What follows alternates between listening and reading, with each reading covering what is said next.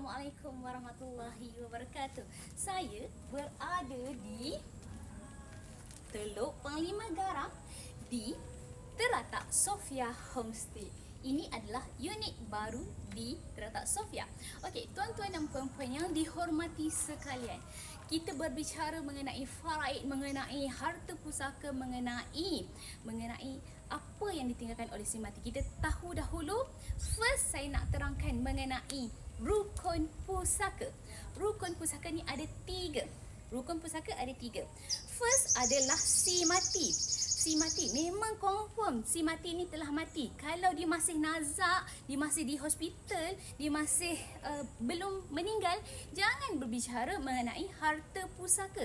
Maksud saya bukanlah jangan berbicara tu, maksudnya janganlah kata, oh aku nak bahagian ni, aku nak kereta Merc ni, aku nak kereta Volvo ni, aku nak rumah ni, aku nak itu, aku nak ini. Jangan berbicara seperti itu sebab si mati ni belum mati.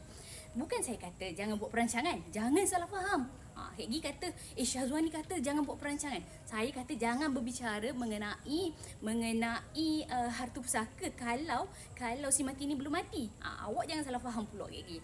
Yang kedua adalah adanya waris, adanya anak, adanya isteri, adanya suami, adanya ibu, adanya bapa, adanya adik-beradik, adanya cucu, adanya anak saudara lelaki, adanya bapa saudara, adanya datuk saudara, adanya sepupu, maka itu dikenali sebagai waris faraid.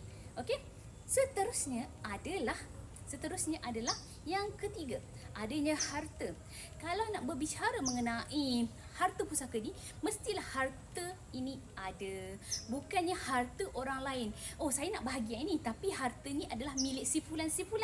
Tak boleh begitu. Sebab kita nak bahagikan harta yang orang meninggal dunia ini, bukannya harta orang lain. Sebab saya dapat soalan, Syazwani, suami meninggal, adakah barang kemas isteri perlu difaraidkan?